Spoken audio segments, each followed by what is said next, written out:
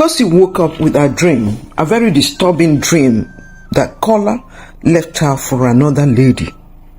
She didn't think that was possible because she had been paying Kola's school fees in the university. They had agreed that Kola should go to the university since he was brilliant, but his parents were very poor and couldn't afford to train him in the university. He had 6 younger siblings who were doing one odd thing or the other to help put food on the table. His father was a night watchman. His mom sold a few loaves of bread at a street corner.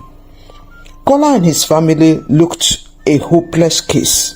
Hopeless until he met Kosi while distributing pure water bags for a company in Lagos, Nigeria. Kosi is a hairdresser doing very well in her hairdressing. She had this skill that every woman wanted. She knew how to make short, harassed, abused hair grow. So women were referring other women to her. One woman, Madam Jide, called her and said, "Kosi, I hear you can make my hair and hairline grow back. I have tried everything, including using many expensive creams, but it never got better. If anything, it became worse. What can you do?" Kosi said, "Mommy, I don't know if you could come by 5 p.m. today or 10 a.m. tomorrow. Let me just see it and then we shall know the way forward." Madam Jide said, "I will come 5 p.m. today." So she came with her daughter. Kosi said, "Mommy, just allow us and do your hair for just 3 months and we shall check the before and after photos." That's how Madam Jide became Kosi's customer. In that dream, Kola was walking hand in hand with a woman Kosi didn't quite know. In the beginning of their relationship, Kosi and Kola had promised each other faithfulness. Kosi buys water from Kola, both sachet and bottled water, for her customers. She buys once every week and keeps in her fridge for customers in case any got thirsty while doing their hair. Where she lives is not far from her shop, but Kola lived very far away in a slum. He would finish his water distribution for the day and come over to Kosi's shop to help her pack and close for the day, and then walk her home. They started discussing their future. Kosi said, "Kola, with your school cert result, you should be in the university. If things were done right in our country, you ought to be in a scholarship, 1 as an indigent student and 2 as a brilliant student. 8 A's out of 9 subjects? Ha!" Kola said, "I have nobody to help me. My uncle that would have helped me is struggling. I always thought he was a big man because he would wear sparkling white shirt in black suit and a driver would bring him to our house. Until one day that my papa gave me a letter to give him in his place of work. When I got there, they said he was not around. I should sit down and wait for him. As I sat down, 2 different men in the office would ask a desk officer about my uncle. They would say, 'Where is Kule? Why is he not yet back? Please tell him to come and see me immediately he comes back. He needs to take this letter to the bank before 2 p.m. today.' I never knew my uncle was a corporate messenger. Every high hope I had that he would help me died that day." Kola and Kosi were laughing this time. Kosi said, "Your big man uncle." Kosi said, "I am not as brainy as you. My brain seems to be in my hands for hair. So I think you can go to the university while I sponsor you with the money I make. Being an orphan, I have seen suffering in this life, but I persevered, and today, my uncle's wife that drove me out of her house begs me for money for school fees for her children. I have, so I give her. Those kids are innocent and my uncle is late. But I think we need to make serious plans for our future too. You will go to school. I will pay for everything as the money comes." Kola hugged her and thanked her profusely. Kosi said, I do not know what could be worse than hunger in perpetuity in this world. Your going to school will transform your life and mine and change the story of your family. A drowning man cannot save a drowning man. You must come out of living in perpetual squalor to be able to help others. Kola hugged her again and went home. He wrote JAMB for the first time and passed. He couldn't write it in the past years because there was not enough money to eat at home, let alone write JAMB. He got admission and was doing very well academically. Kosi made sure he was well dressed, made sure he ate well, supplied everything he needed while schooling. Soon, Kola graduated, having read engineering. He went for youth service and served in an oil company in Warri, Nigeria. Life totally changed for Kola. One day he came back to Lagos and didn't see Kosi. Kosi heard he came back. She called him on the phone, but Kola didn't answer. It's not like Kola. She went to his parents, but he wasn't there. Madam Jide came to get her hair fixed and asked Kosi, "How are you? I hear Kola is in town. He came to my house. He said he was keeping in touch with his former water customers. He is such a good boy and handsome too." Kosi almost fainted at hearing this story. But she held herself. She excused herself to go ease herself. She called Kola again, but he didn't answer either. She sent a message, "Babe, talk to me please. I hear you are in town. You don't pick my calls. What's going on please? Are you okay? I am confused." Kola didn't reply. But in 2 days, he called Kosi to say, "Sorry, it was a fleeting visit. My boss sent me to Lagos and I had a very tight schedule." Madam Jide's daughter, Debo, was in the same NYC camp with Kola, so they became friends, having known each other from Kosi's shop. They started seeing daily since they both were serving in Warri. That was the beginning of trouble. Picking trouble that never invited him. Debo had everything Kola wanted: education, beauty, rich family background that could set him up for life. So he was attracted to Debo. The first stroke to Kosi was coming to Lagos without telling her, coming to Lagos without seeing his babe Kosi. Kosi became sick. Life threw her a curve she couldn't take. Life gave her bitter lemons. Where would she start? Kosi was sharing her pains with her friend Temi. She said, "Temi, it's not about the money I spent on Kola and he's reading a 5-year course in the university. Temi, it's not just the money. It's about my heart, my love, my life. After 7 good years of being together, and me sponsoring everything, building castles in the air. His mom calls me Iyawumi. His siblings, everyone around him, treat me like either their wife or their elder sister. I took his parents like the parents I never really had, since mine had long died before I knew them. How tough could life really be? I am confused. Where do I go from here, tell me? Where? 7 years of my life wasted?" Temi said, "Kosi, I know you and how much you love Kola. The story isn't ended yet. Let's not conclude anything yet. Maybe our assumptions are wrong." One of Kosi's hairdresser staff came to Kosi to report, "Auntie, Madam Jide's appointment is 10 a.m. today. It's 10:30 a.m. now.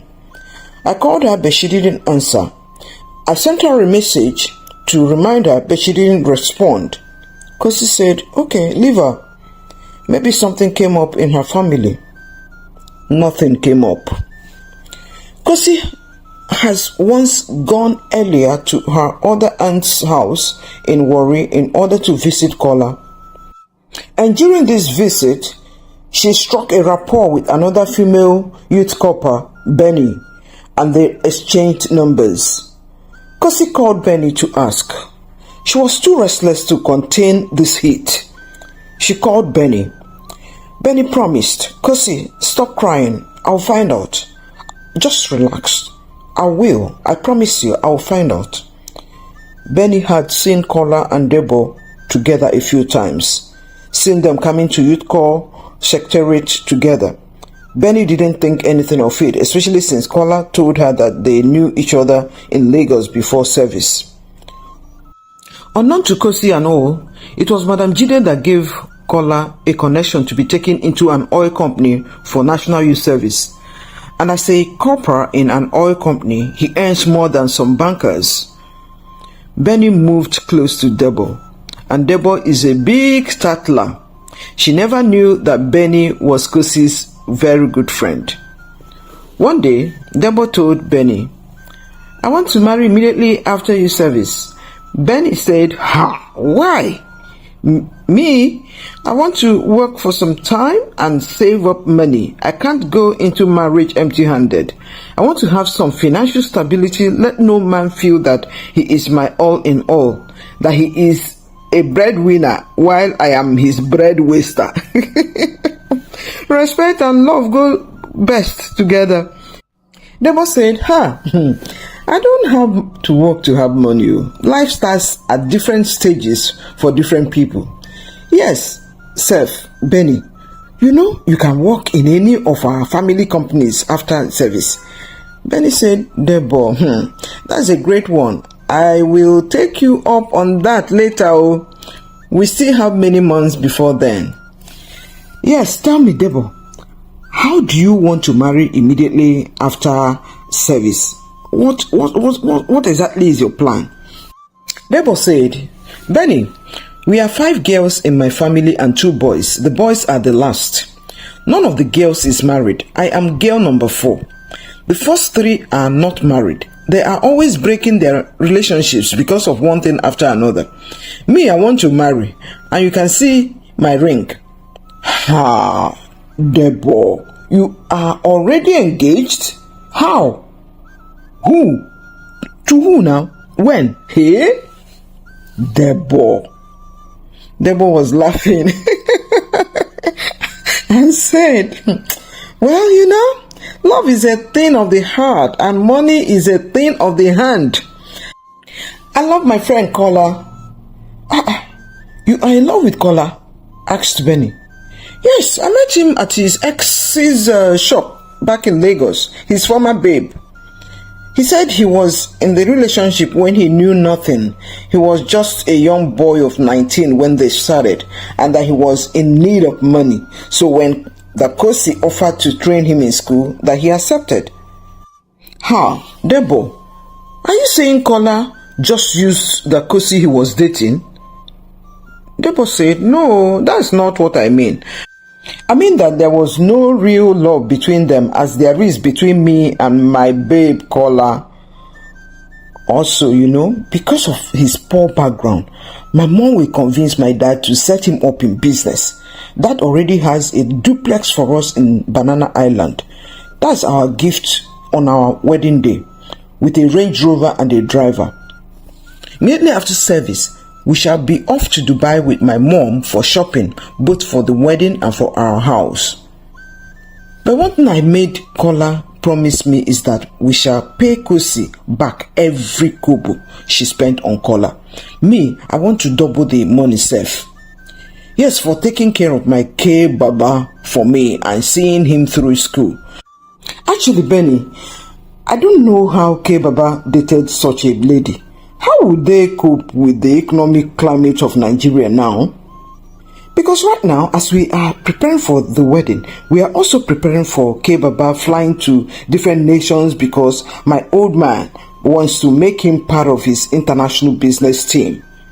Debo, me and you no dey the same level, but I really feel uncomfortable for both you and Kola. Debo said, feeling uncomfortable how? For what? Anyway, just get ready to attend our wedding. I haven't made up my list yet. Maybe you would be among my bridesmaids. Benny got up to leave and said, Debo, life is far simpler than you make it seem. Anyway, I would just say, do not start a family by hurting someone else and scattering an existing relationship. I need to leave now. Goodbye.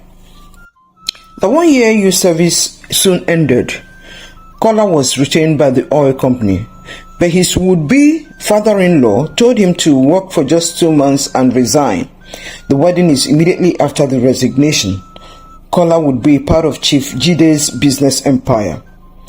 Kola's parents were invited by Chief Jide and they were even afraid as they saw the gate. Kola was driving Debo's car. Chief Jide and his wife treated them to a good lunch that they had never seen in their whole lives. It was pathetic as Kola saw his parents eating like hungry lions. He was embarrassed but took it all in with a smile. Lunch ended and he was taking them home when his mother asked, But Kola, what about Kosi? She was with you for many years and even paid your school fees through school. You have left her? Kola sparked. Mama, please. People change over time. I am not a stone. You don't remain in darkness when you have light shining bright at the corner. You go where there is light, Mama. Yes, me and Debo would pay her back everything she spent. Mama kept quiet. Papa too. He dropped them off and gave them an envelope containing 100,000 naira and said it's from him and Debo. The wedding day was fast approaching and Benny has told Kosi everything that is going on between Debo and Kola. Kosi was heartbroken completely. She closed her shop and left Lagos to Abuja to start life afresh. They could take away her peace, her smiles, her happiness only for a while. Within 6 months in Abuja, she had 2 shops and many workers. She only touched your hair if you paid special consultant's fee. Meanwhile, Kola was on a luxury flight in life, or so it seemed. He accompanied his Debo and Mrs. Jide on business class to Dubai. Everything was going pretty well and pretty fast. The wedding held successfully and they went for honeymoon in an exclusive honeymoon resort in Bahamas. 2 weeks after, they came home to a house in VI, Victoria Island, not Banana Island anymore.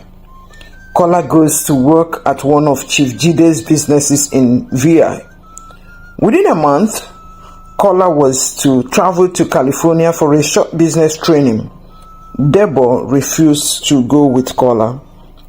Debo is a party freak, and Kola is more serious-minded and had tried all to discourage the excessive partying.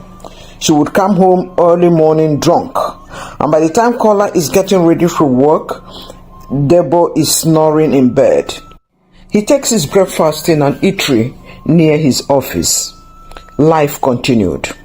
One day, Chief Jide called Debo to just check on his daughter. Hello, Debolistic. How are you? Daddy, I'm fine. Just a little headache, said Debo. Does your husband know this? She said, no, he doesn't know. Okay, we'll send him back to you shortly. Kola got home to find Debo in bed as usual. What's up, sweetheart? Dad said you are feeling off. Yeah, I need some ice cream. I will just be fine after that. Okay, let me send my driver. Debo said, send who? Go and buy it yourself, I beg. Kola went and bought it and she ate it smiling. He left for the office. So on the Saturday, Kola left for California. His driver would be sent by Kola to go do this or that for Debo. But each time he came, it would take time for the gate man to open the gate. And he would generally come from around the main house to open the gate. The gate man, Ibrahim, was a young man, well built. Another day, the driver came and horned and got out to press the bell. Nothing. No one opened for him. He waited some. Nothing. Soon he heard noises, and the gate man was downstairs shouting back at someone in the house. He rushed and opened the gate. "What's going on, Ibrahim? Why are you shouting like this morning?" Ibrahim said, "I don't know what is wrong with that woman. Oh. She doesn't want to leave me alone. Morning, afternoon, night. She wants me. I am trying to do my work. I am not here to be second husband to anyone." Kola came back to find that the gate man was somewhat disrespectful to his wife, Debo. He sacked him. When Debo heard, she was angry. "Why would you sack Ibrahim for nothing? Why? You know that he is poor like you, like your family, and you sacked him? How do you expect him to cope?" Kola was embarrassed. "Did you say poor like me?" "Kola, let's face it, Ibrahim is even better than you in many ways." Kola said, "Debo, any more rudeness from you, I will settle you squarely." Debo said, "Before you settle me, I will throw you out of this house and strip you naked because I picked you up as a nobody, a nothing. And it's not as if you even know how to do anything." From that day on, Kola knew to behave himself. Debo brought Ibrahim back. And on that note, Ibrahim became second husband to Debo. Kola became a slave in his own home. He has been pushed into a corner, caged. He can't get up and leave. His boss, Chief Jide, made him his big errand boy. Not that there's anything wrong in being an errand boy to someone that is the head of a business empire. But Kola, if kicked out after 2 years of being in Chief Jide's employ, cannot boast of any progress in his career. And at home, he was miserable. Debo had a baby that looks completely exactly like Ibrahim. He has no respect, no love, nothing to make his life better as a married man. Not even the companionship from a wife. He could not discuss his office pains with his wife because his boss was a phone call away from his wife. One day, he collapsed inside the car on his way home. The driver didn't know until they got home. He just informed Debo and rushed him to the hospital. He was resuscitated and spent a few hours before being discharged, and Debo never visited him there. He had high blood pressure and has been placed on serious BP drugs. Kola had become completely miserable, both in the house and in the office. One day, Kola opened up to one of his friends. "This Chief Jide said he would set me up in business because I married his daughter.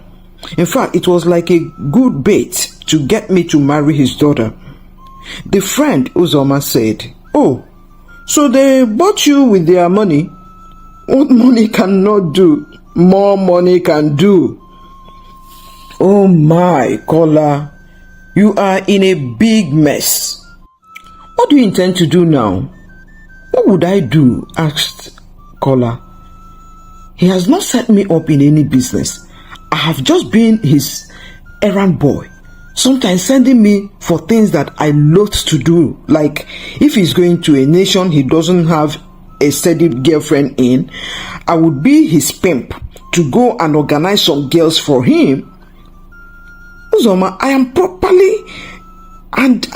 a properly trained engineer, not a pimp. I was to be retained after my youth service by the oil company I served with. But this man said I should resign after 2 months to marry his daughter and he would set me up. I am so ashamed of the dishonorable life this man and his family are subjecting me to. I had a faithful girl that trained me, as in she paid my school fees in the university. But this Debo came with her larger than life promises and I left the girl. With her I had peace. Now look at my miserable life." Uzoma asked, "Oh really? How?" "Kola, so where is she now? What do you think? All the audio love and audio business setup are over." Uzoma To crown it all, I am very, very ashamed to admit this. My son is actually not my son.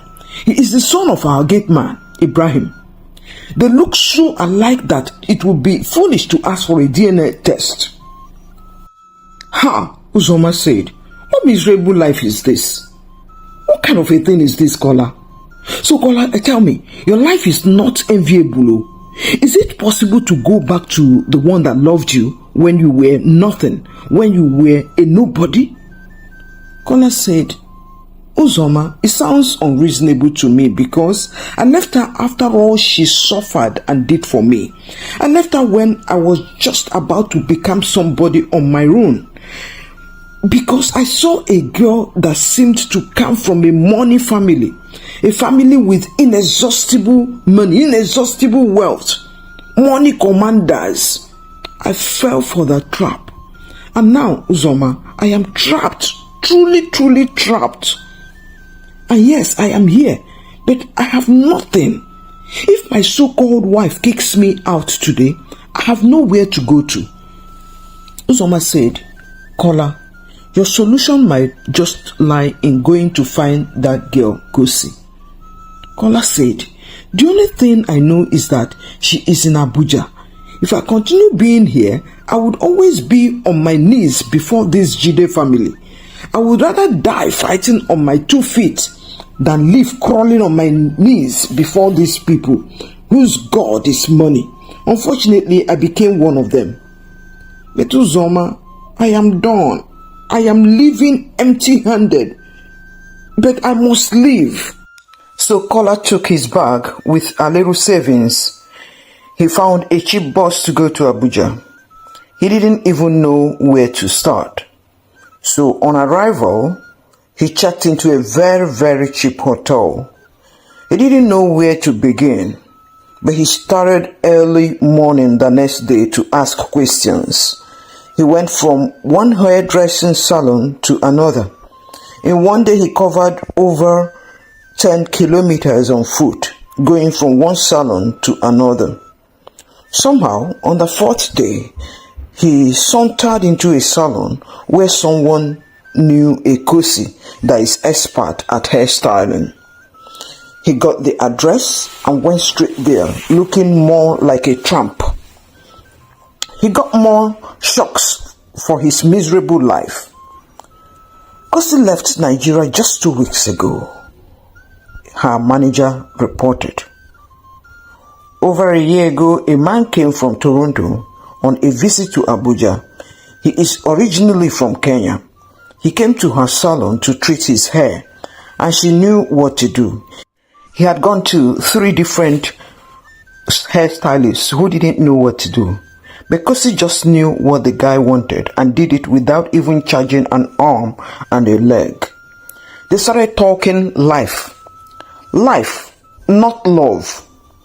Their approach to life was so alike that it seemed they had known each other for decades.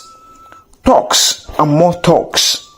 The guy is a professional footballer but lives in Toronto, Canada. Single, as in completely single. The girl that would have been his girlfriend said he was too famous for her liking and should quit playing football if she would marry him. Kenny's life is like wrapped around football, and there was just no way he would quit playing until his retirement age. Within a few months, from talking life, they started talking love. Kenny came back to Nigeria in another few months to meet Kosi's people, and they also went to Kenya to see Kenny's parents and people. They were accepted and celebrated wherever they appeared. Because of Kosi's customers in Abuja, Kenny and Kosi organized a small wedding in Abuja where, no matter how small they planned it, the hall was overcrowded, packed full. Footballer friends from around the world, Kosi's customers were all there. In a few days, they left for Toronto. Kosi's shop manager told this story heartily and excitedly to Kola, not knowing the relationship between him and Kosi. Kola slumped at a corner in the salon and slept off. It It was time to close the shop for the day and they tapped him up. This was about 8 p.m. Hungry and tired and frustrated, he left to go and sleep in the Abuja to Lagos car park. But he got there and found a bus that was going to Lagos that night and boarded it. A breakdown of the bus delayed their arrival. Fortunately, they were not attacked by robbers. He got into Lagos and went to the slum where his parents live. Managed to take a bath and left immediately. His eyes red with lack of sleep and rage. He wanted a revenge on the Jides. How would he effect that without trace? He was in his area and area boys who had no dream were hanging around. He thought he had permanently left that level, but his wrong choices and greed had brought him right back there. He beckoned on them and they were happy to see him, better dressed yes, but he's still their person.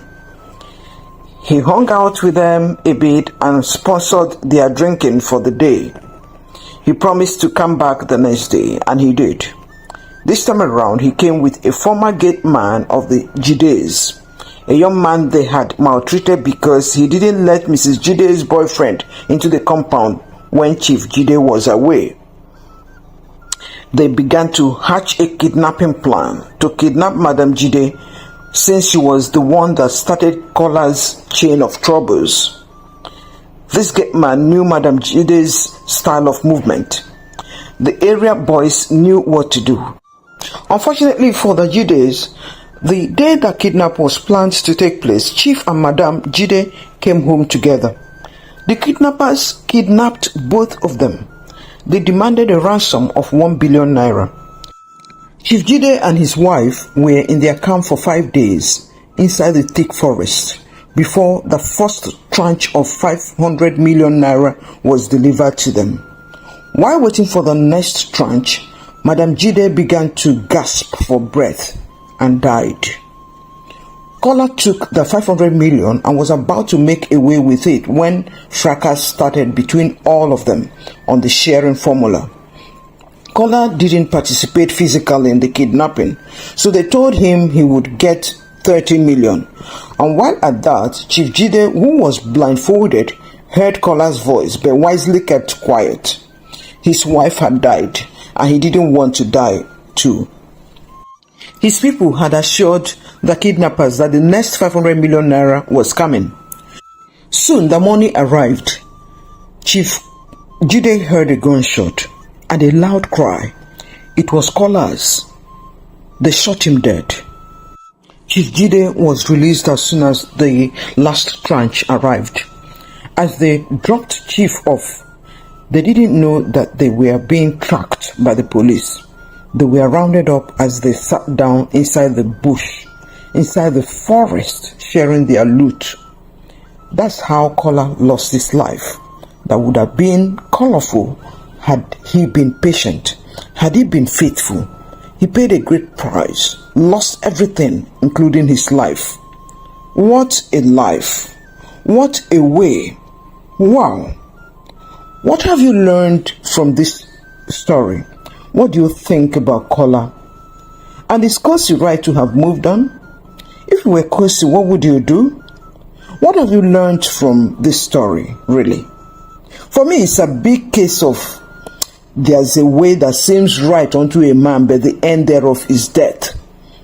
What do you think of the Jide family? Big money, zero character. What do you really think of all this? But Kola didn't die. Oh, so you thought the drama ended with Kola and Debo just like that? No, think again. Part 2 of this story is about to blow your mind. After the kidnapping of Debo's wealthy parents, chaos ensued. The police managed to round up some of the kidnappers, but 3 managed to escape with a whopping 1 billion naira ransom. Can you imagine that? Can you imagine the audacity? But here's the kicker. Debo's mom, as you know, tragically died inside the kidnappers' den. And guess what? Debo's unfaithful ways were exposed when it was revealed that she even had a son with her gate man. Talk about a scandal. Kola, who had once left his loyal fiancée Kosi for Debo, found himself in the middle of a dangerous game with no way out. The consequences of his actions were now catching up with him in ways he never imagined. As the story unfolds, we see the true colors of each character shining through. Greed, betrayal, and deceit are all that you will see inside this, leaving a trail of destruction in their wake. Stay tuned as we dive deeper into the aftermath of this twisted African tale. Will justice be served, or will the darkness consume them all? Only time will tell. Get ready for a roller coaster ride of emotions and suspense in part 2 of this gripping saga. You won't want to miss a single moment. Trust me, this story is far from over. So Kola, who was thought dead, didn't die. One of the 3 kidnappers, Doom, was a kid in their slum neighborhood that loved Kola and his siblings.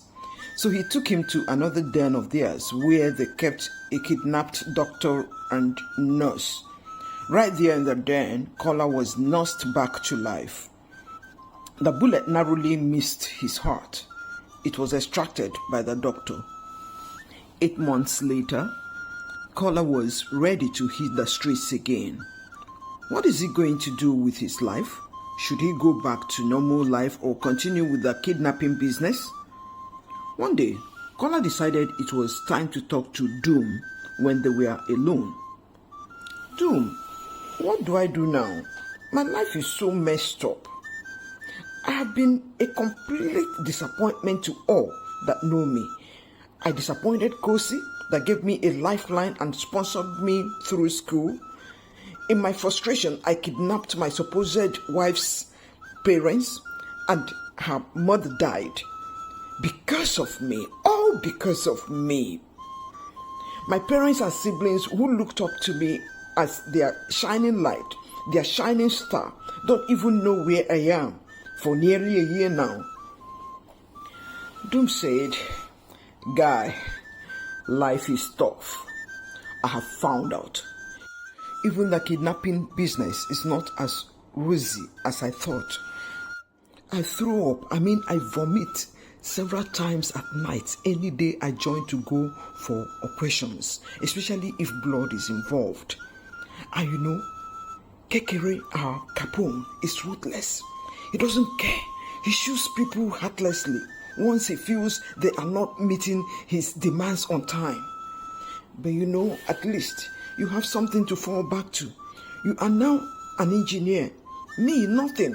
I didn't even finish primary 3 before I dropped out of school because of money. My parents couldn't pay my school fees. The first politician that recruited me and gave me 50,000 naira after the first operation was like a godsend to me. We kept working for him for years. Then one day, some big university students met me in a nightclub. Looking at them, I just knew they were kids from rich, enlightened homes. They attended a very expensive university. There would have been no meeting point with these guys if not for my fat shares of kidnapping business money. 2 good-looking boys. Good-looking.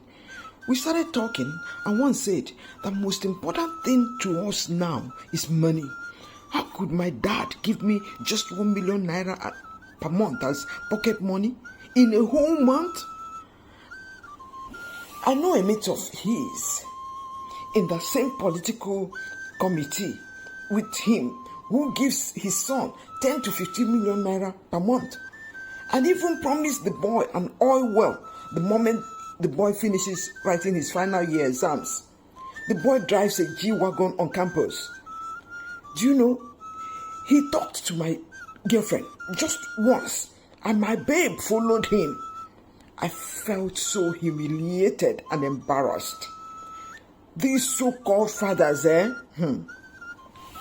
just wondered at how these kids think. Doom continued. I don't know much, but the little I know, greed is from the devil. The more you have, the more you want. It never ends. Anyway, our next political kidnapping operation, the two boys joined us after we had trained them for 2 months. We did a very dirty job that day, and the pay from the 3 politicians that sent us was 200 million naira. The 2 boys got 20 million each, but one was shot by the police on one leg. Any politician we worked for took responsibility for treating any wounded one among us. That time, we hadn't started kidnapping doctors to work for us. So, this politician came to see us and to check on those wounded. He had a particular doctor that does the job for him. On reaching our den, we were not wearing masks, of course, because he was our guy. The man fainted. He saw his son, who was one of us, and was the one to be treated by the doctor. He was revived and later threatened to kill me because I enrolled his son in bad business. See, Kola, I hated myself that day. His son should not be part of our gang. We are not sons, We don't deserve to live. The boy eventually died. The gunshot wound got infected and he didn't make it. Poverty is the worst enemy of mankind. Kola, I'm telling you this. It is the worst enemy. It could mislead with ease. Poverty and greed. This is what happened to you, Kola. Poverty and greed. I really don't know. Me, my case is hopeless. I have seen too much lump sum money per operation that I don't even know how to fit into going to do normal business to earn normal money gradually. Kola said, I have been here observing things. The way the money goes is what baffles me. You got 1 billion naira from my boss. Now where's the money? Just a few months later. And you keep going from one operation to another, getting heavy ransom each time. Doom responded, we do the dirty job, but the network is large. There are many people out there we must settle. Anyway, this is no life. I must tell you, it's not life at all. So I think you should just leave. Don't go down with us. Our lives are in jeopardy daily. The day our untouchable kingpin was shot dead in spite of all the so-called protection amulets our Juju high priest gave us was the day I told myself, no one is untouchable. No one is unkillable. Kola, just leave us alone. Leave this dirty game. Leave it. So 3 days after, Kola left. He left the den. He had no concrete plans, but Doom gave him 5 million naira.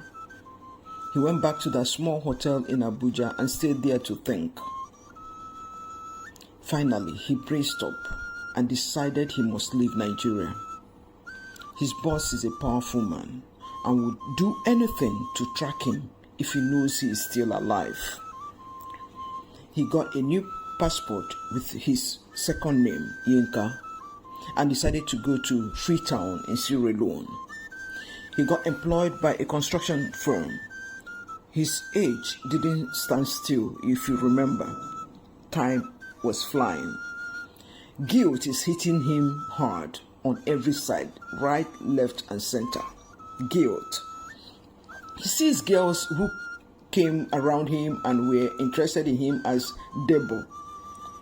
Kola would say in his mind, another Debo is here, either to chop my money or to offer me money to derail me and destroy whatever future I might have remaining. Kola developed a hatred, an uncommon hatred for women. Occasionally, he could take a girl out to have a drink or eat, but it ends there. Nothing ever came out of such outings. After 2 years of work, he reconnected with his family. One day he read on the papers that his boss was dead in a hotel in Italy. What happened? Chief Jide had a quarrel with his regular Italian mistress. The lady accused him of unfaithfulness. It burst out that the lady dated other wealthy men like Chief Jide, and Chief Jide had photos to show her unfaithfulness. Their arguments almost resulted in a physical fight. A black pot calling a black kettle black. Unfaithfulness? A married man flying around the world with women in different nations and accusing someone of unfaithfulness? Just imagine that. Anyway, Chief Jide decided to outdo himself. He paid and got 3 strippers into his hotel room.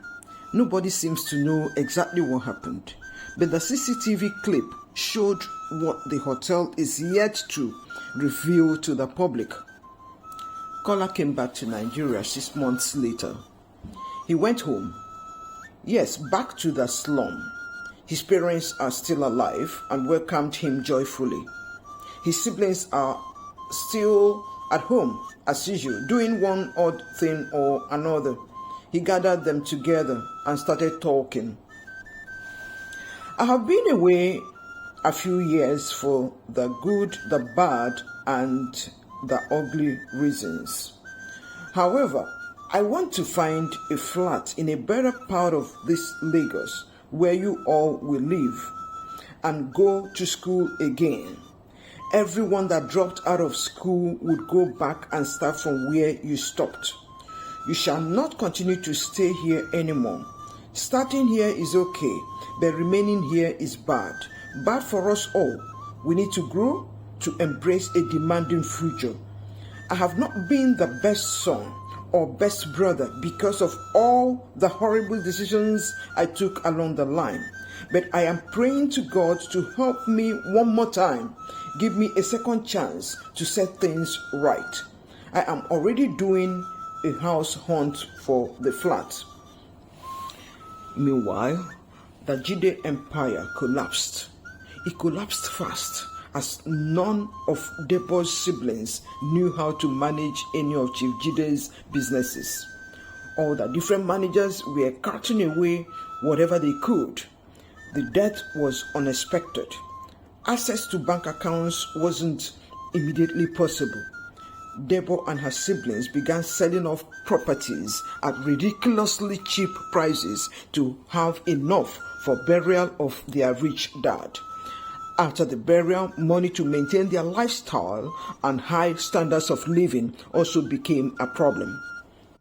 During the burial ceremony period, Ibrahim, the gate man, carried Debo's baby, the baby boy, and disappeared completely. No trace. His line when called would say, "The subscriber you are calling is not available at this time. Please try again later." One day, Kola called Debo. It looked insane, but he called her. Debo was crying. She had been in the hospital for 2 weeks. She had a crisis and was dying. She had HIV/AIDS. Kola decided to go and see her. At the bedside, Debo, in her weak voice, said, "Kola, yes, they said I have AIDS. I am sorry for everything I did to you. I lured you out of a good girl. I took you away from her, and still I knew I wouldn't be a good wife because I know I am a serious night clubber. But I just wanted you, and I got a kick out of wrecking the good relationship you had with Kosi. Even our baby is missing. Ibrahim, our gate man, disappeared with the baby during Daddy's burial." Kola said, "Debo, Ibrahim carried his baby boy away, so put that one to rest. You know your ways with him." "Yes, Debo, you didn't just wreck my good relationship with Kosi. You wrecked my life. I have been going about like a vagabond since then, unsure of everything. I am the saddest man on earth today because I yielded to you. Kosi is married to a successful footballer, and I see clips of the Kenyan Kenny online. I'm happy for Kosi. She is happy. Maybe I never deserved her in the first place. I am miserable. I don't have Kosi. I don't have you. Is there forgiveness anywhere? Can my life ever be good again? My hands are even soiled, stained with blood. Where do I go from here? Wow, what a life. What a way. Wow. What have you learned from this story? What do you think about Kola? What about Debo, the champion frolicker? What advice do you have for Kola at this point? What have you learned from this story? For me, poverty is evil, but greed is like a dragon that keeps pushing whoever it entangles into more and more evil. I think a greedy man is worse than a poor man. It looks to me like a greedy rich man is greedy because of his fear of poverty. So he is rich, but he has poverty mentality. As for the university students who joined a kidnapping gang, an apple doesn't fall far from the tree that bore it. Their politician fathers are not any better than them.